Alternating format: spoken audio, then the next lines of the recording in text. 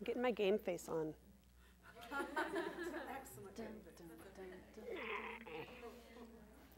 Doing mouse and lion. You like my game face? Did you do your mouse and lion warm-ups? I didn't, but I have already taught for 3 hours today, so. Check. Quiet in the studio, please. 5, 24, 23, 21, 20, 19, 18, 17, 16, 15, 14, 13, 12, 11, 10.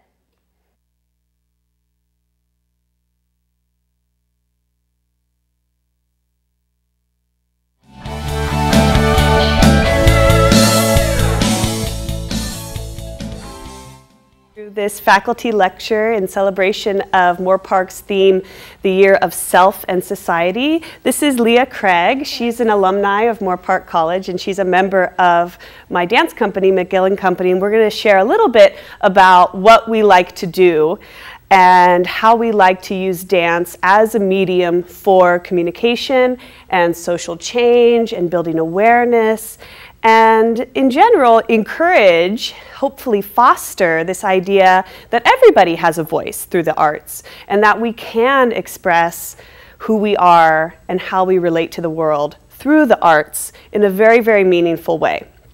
So I'll have the next slide, please.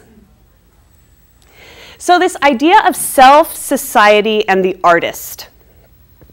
Really, when I learned about the theme for the college of this year, the self and society, I said, well, this is what the arts are all about. This is what we do. We spend all of our time investigating who we are as individuals, who we are in relationship to others, and who we are in relationship to this community and the worldwide community. And it's tough. You have to go deep. You have to uncover layers of biases and habits that you have to unfold and re-examine and discover for yourself again and again and again. And yet, at the end of that path, we get to have an impact on the world through the arts. We get to perform for people in such a way that they, too, acknowledge their role in the world and who they are as individuals.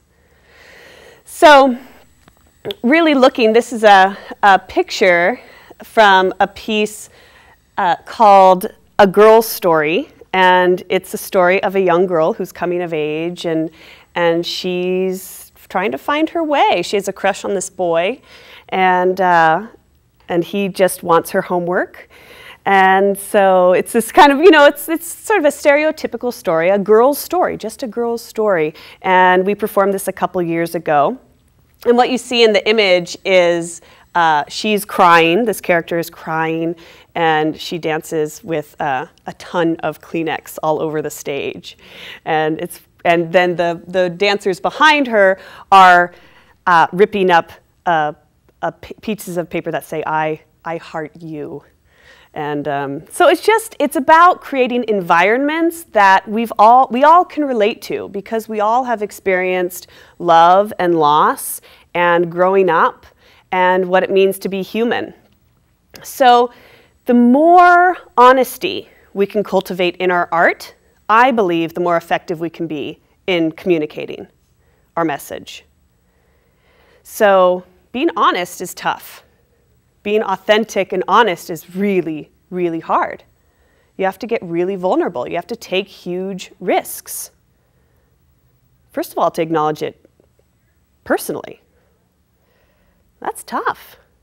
But this is what an artist does. This is the life of an artist. And we do it in service, not just for ourselves, but hopefully in service of a larger community, of the world, and we can effectively change, who knows, maybe everything, if we wanted to. Next slide, please. So, this idea of storytelling through the abstract. So I have a dance company, like I said, Magill and Company, and we like to make dances that are narrative, meaning they tell a story. We like to have an element of storytelling in the pieces that we create because I like to address the human condition, and I like the audience to leave with a sense of understanding, perhaps deeper understanding of their human condition. So this idea of storytelling is embedded, but it's also dance. So we tell stories through movement, abstracted away from just words. I hate to say just words, but just words. We're working through the language of the body, conditioning of how we shape our bodies in space, of how we expand to present confidence, we retreat to communicate fear or uncertainty. And then we do brilliant moments of virtuosity, turning, leaping, kicking, highlighting and expanding the potential of what it means to be human, to be larger than life, to be bigger than big. So how do we know that it's art? That's really the question, because if we're talking about the human condition, why don't we just live our lives? Why do we have to make art about it? Well, why do you guys like to make art? Because I know that you're artists here in the studio. What comes to mind? Any ideas? Right here. Kind of like a getaway. A getaway, an escape, wanting to make art to experience something different or new. Great. What else? To share with others the experience. Right. And especially in dance, we come together to form ensemble. And when we form ensemble, we're connecting with others in such a way that I am required to honor and trust the fellow members of my ensemble. Otherwise, it will fall apart. And likewise, they are required to trust and honor my integrity as an individual. But when an ensemble does that, cool stuff happens. And then we become larger than life, because then we aren't just one person, we are many. Many voices coming together, like a choir. Other reasons why we create art. Here. Expression. Sometimes, like you said, words can't describe exactly what you're feeling or trying to say, and whether it's good or bad. Exactly. She's saying expression, that words can't always say everything we want to say. That maybe we need something abstract, a presence, an intangible that impresses us, that sets us up with a concrete sense of physicality, especially in dance, that our bodies tell stories. If I go like this, it appears that I'm thinking, right? Oh, what was that? It was, okay. If I go like this, I'm not thinking, I'm feeling with my heart. And if I go like this, right, I'm not thinking, I'm not feeling with my heart, I'm feeling with my gut. So just the body tells a story. And I can communicate just by referencing parts of the body. Oh, yeah. Oh. Powerful. Powerful. You all had a story right then and there with each gesture that I made. And it might be slightly different, and it should be from person to person, because you are viewing my story through your lens of experience.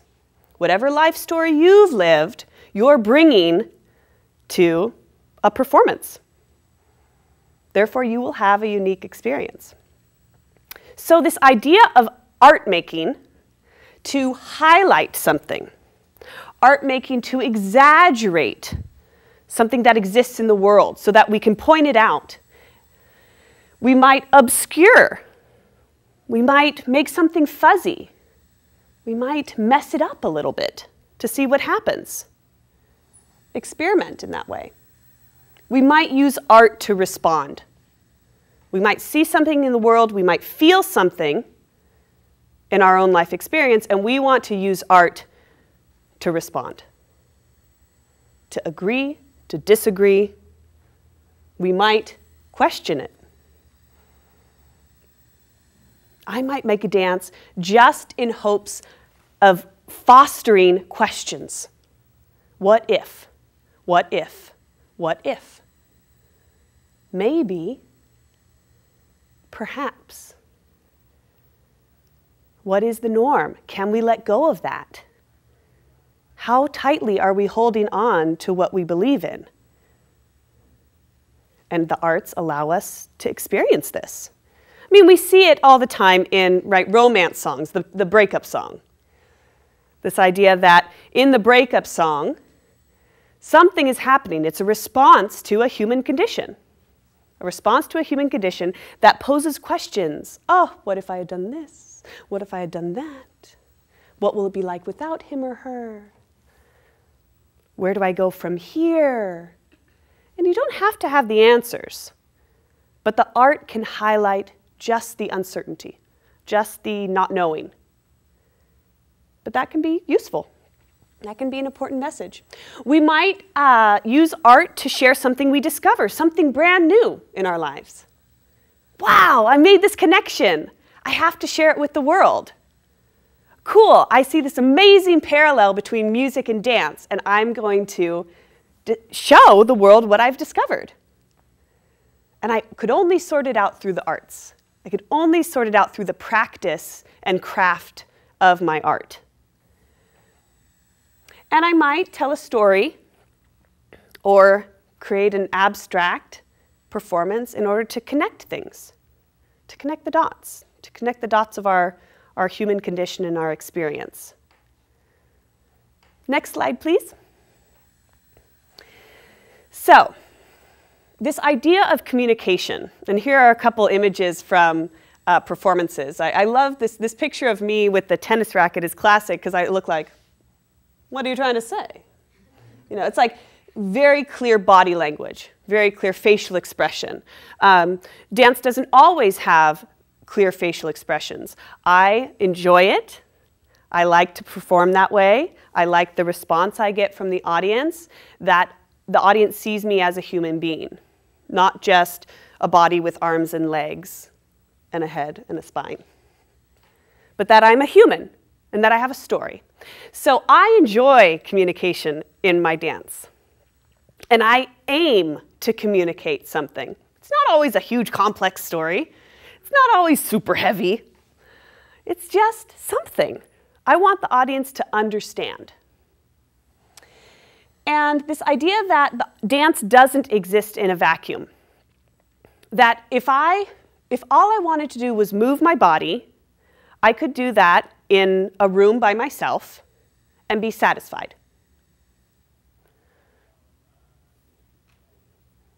I could write a gazillion poems and never show them to anybody.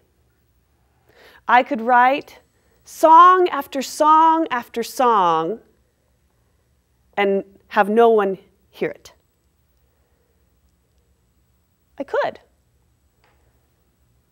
That might be satisfying for some people. But I've discovered that the sharing process and that's when we only then can notice just how powerful the art can be. It's funny, sometimes I've created dances that I think are, they're okay, whatever, you know, I just kind of made it up, made some decisions, sent it to some music, and the audience loves it. And I'm thinking, really? Took 2 rehearsals. You know? But I didn't understand the impact that it would have on other people. So what if I had kept that dance to myself and had shrugged it off and said, I made a dance, yeah, whatever. Wasn't that good?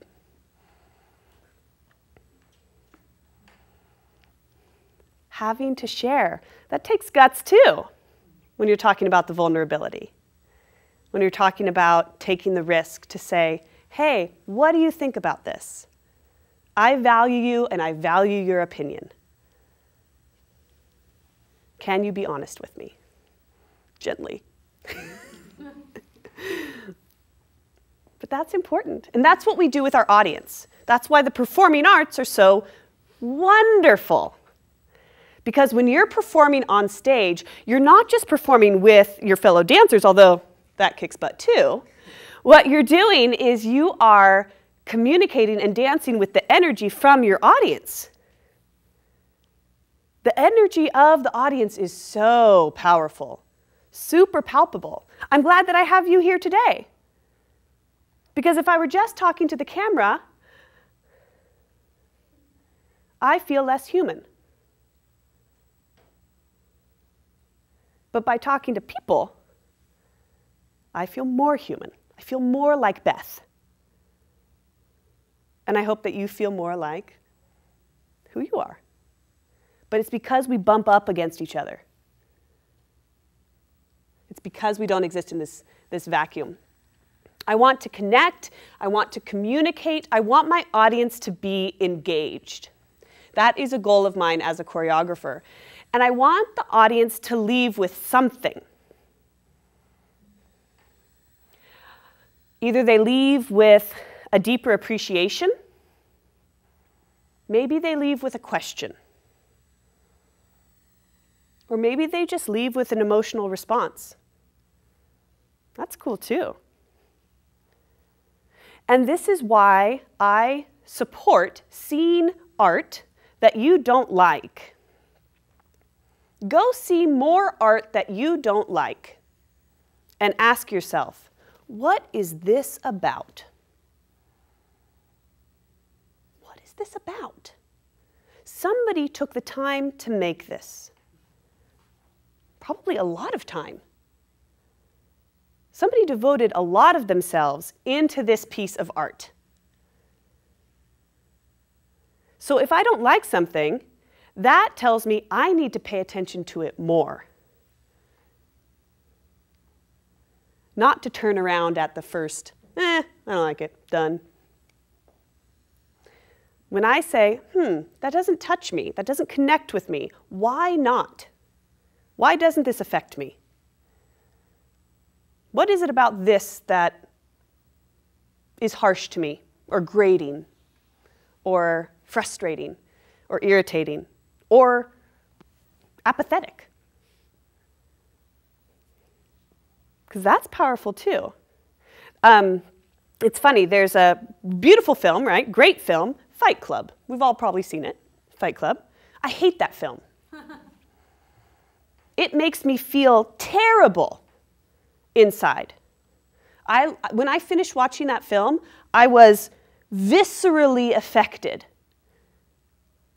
But that's a great film. So it's okay that I don't want to see it again because I appreciate it for everything it is. I know why it affected me. I know why I had this takeaway and why it was so powerful to me, and I can respect that artistry. But no, if I'm having a bad day, I'm not going to put on Fight Club. But I can appreciate it. Next slide, please. Then, excuse me, then this idea that not all dance has to tell a story. So the work that I do tends to have a storytelling element, but sometimes it's just about the aesthetics.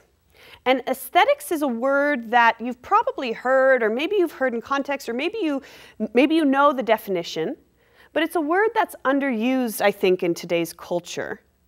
The idea of an aesthetic of something. The style of something, but it goes deeper than style.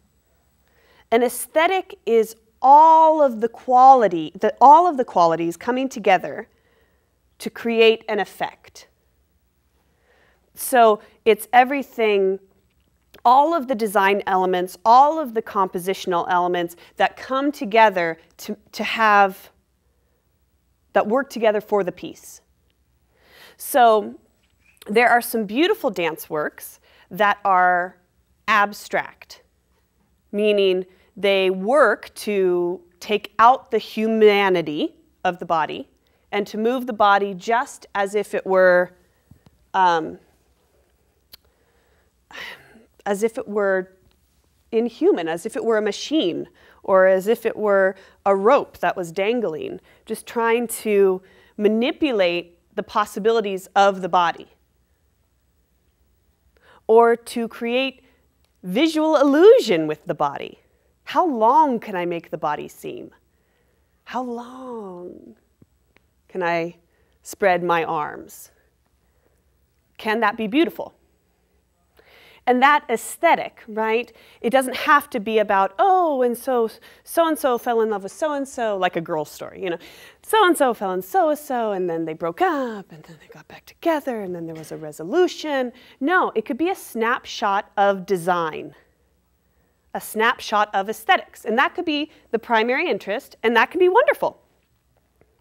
But if it's done in an effective way, there will still be a takeaway. There will still be something to gather from it.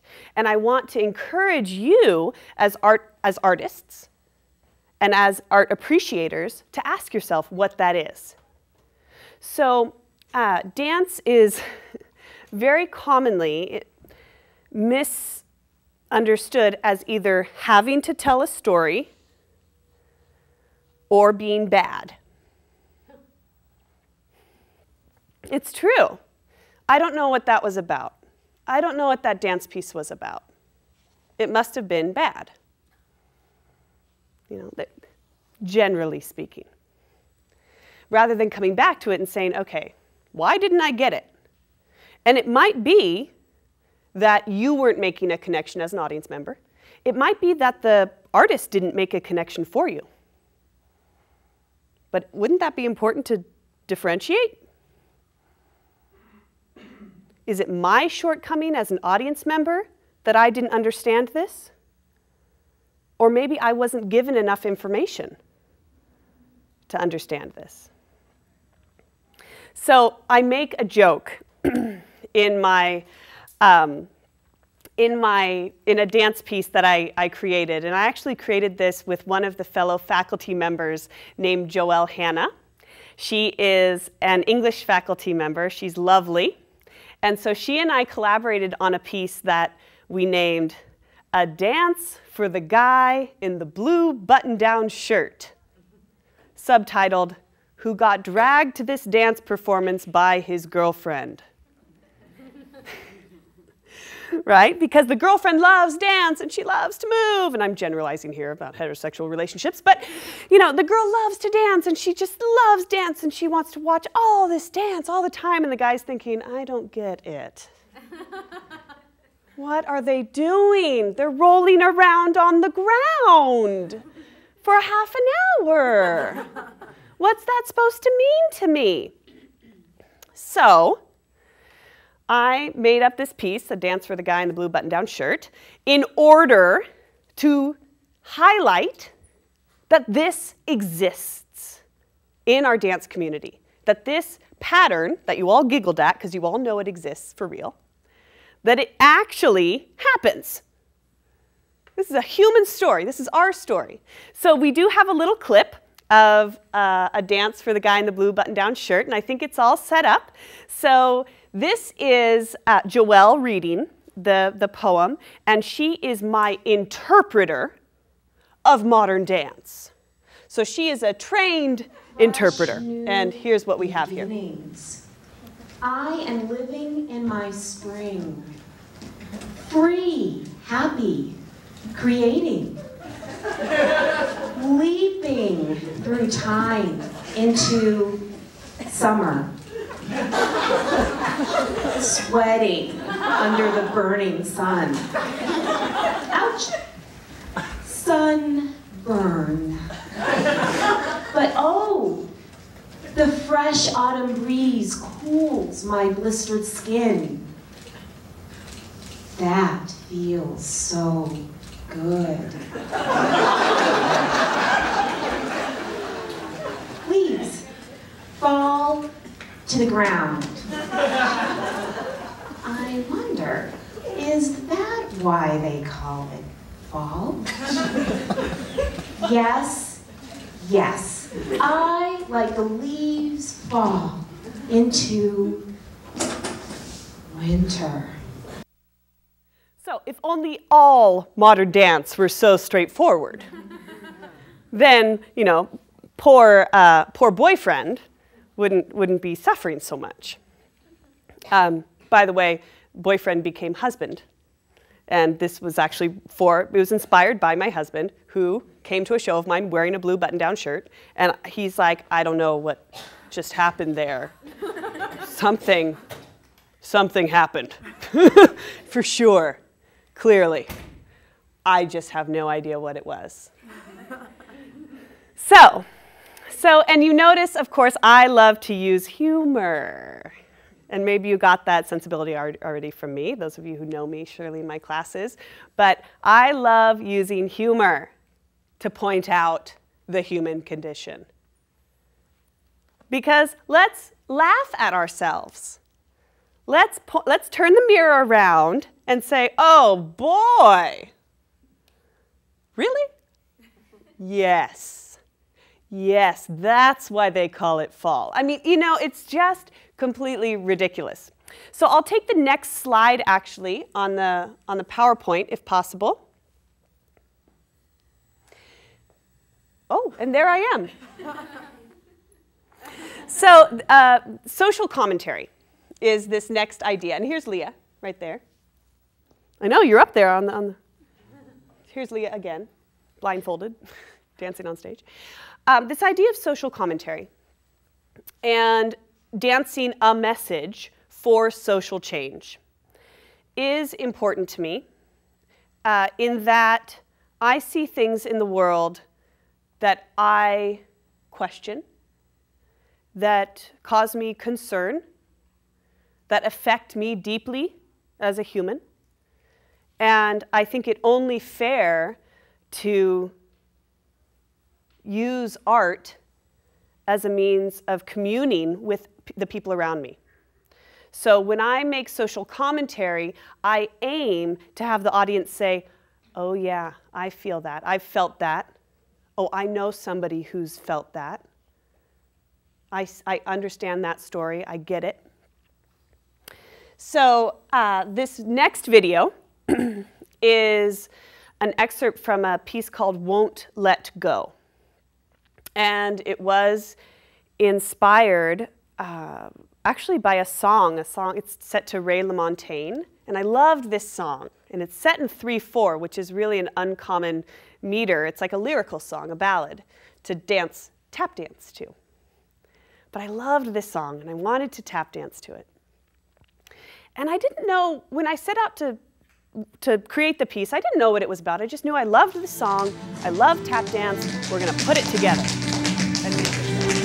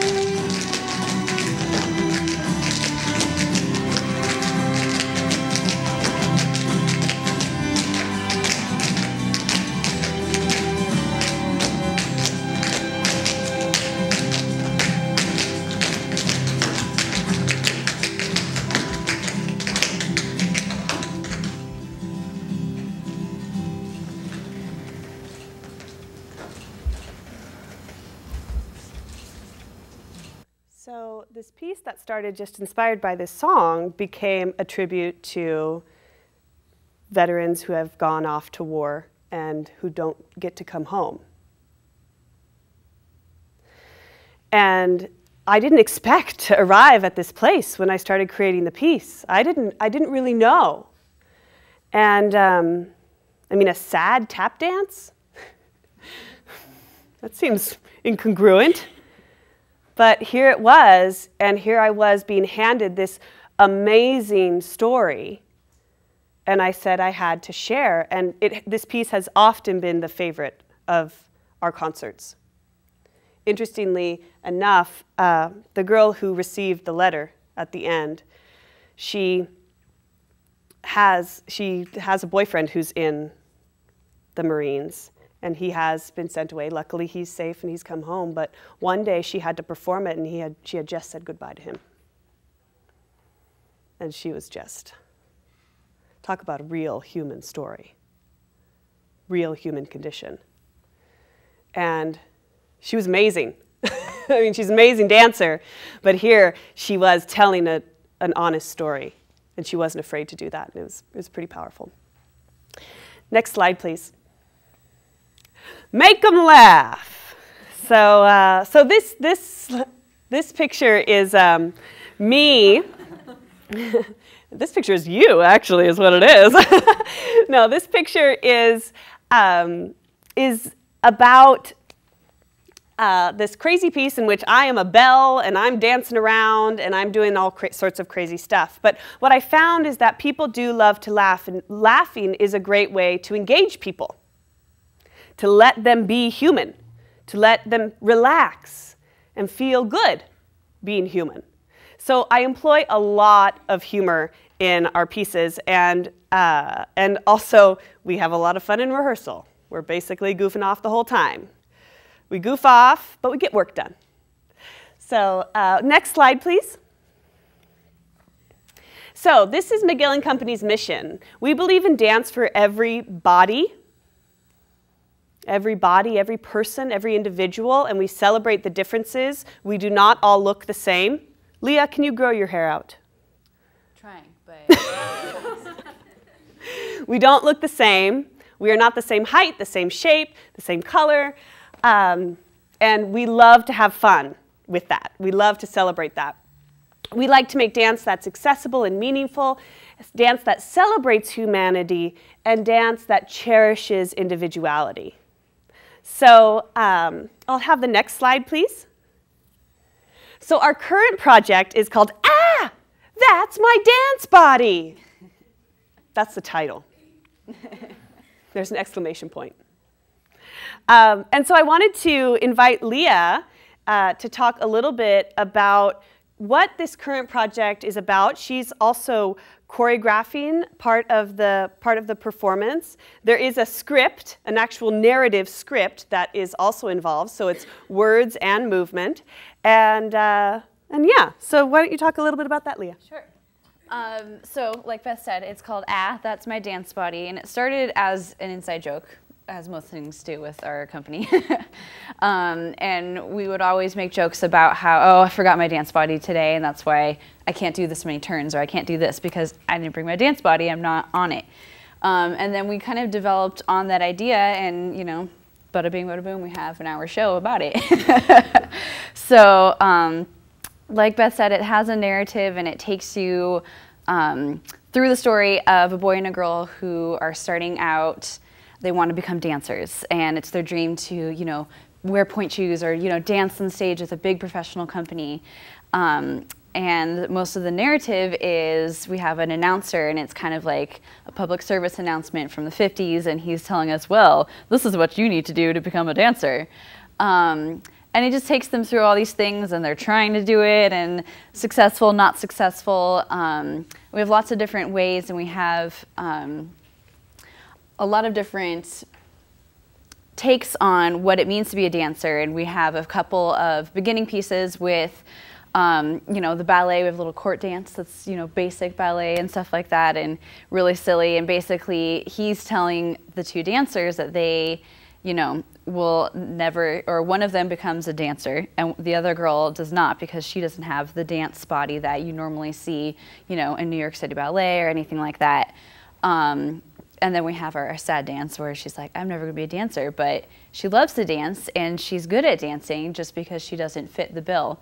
So we kind of explore those kind of commentaries, and I don't know, I think definitely it has more to do than just dance. You know, if you love something and you're good at something just because you're not the same as what people are used to seeing, that doesn't mean that you cannot be successful at it, or you cannot be very, very good at it too. So it's really fun, and there's so many different levels. There's ups, there's downs, and the narrative, I think, is really a fun change for us to work with something, and something that's like up there. We keep looking up at the speaker during the piece, so it's a lot of fun.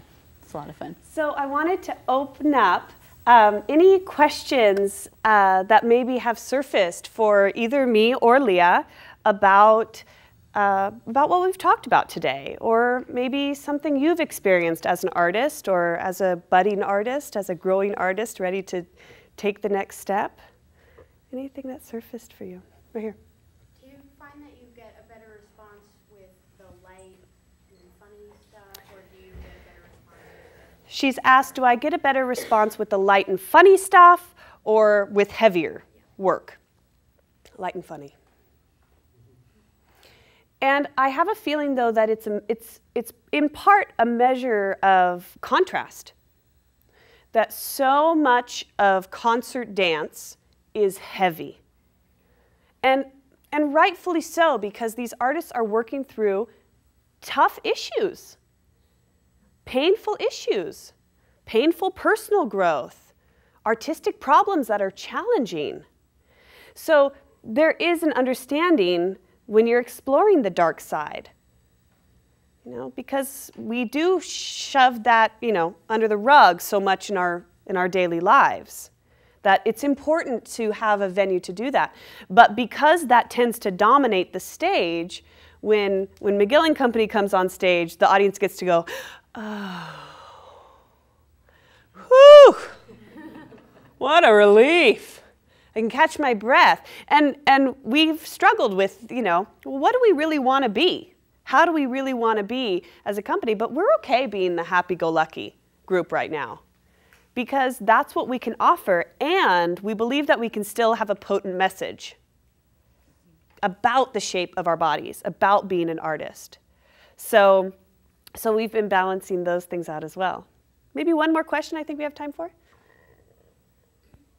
I've told you everything you need to know. Yeah. Dancing kind of seems like all accepting. Is there any portion of it or style of dance that you disagree with? Ask the question. Go ahead and ask the question again. They're going to get you on the microphone. Also, like, yeah. Is it on now? It's on. Okay. Dancing kind of seems like all accepting. Like each dancer kind of accepts one another, to at least to me, a common person. But is there any dances generally disagreed with, or maybe personal level that you disagree with? Well, this is an interesting question, because I use jazz dance a lot in my choreography, and jazz dance is not accepted in academia because it's sexy. Well, in part. It goes much, much deeper than that, and that would be a whole wonderful next lecture, next time. But this idea that it's not really socially, it's not academically fostered, so we see very little of it. And it gets really pushed into the commercial realm exclusively. I enjoy it, but there are many people who think it is stale and flat and repetitive. So it is interesting. It is interesting how the dance world itself has friction on all of those issues. I think to send you out, we'll give you one more clip of Magill and Company's work. This is Colors of Summer. And thank you all so much for coming out and for watching at home, and enjoy.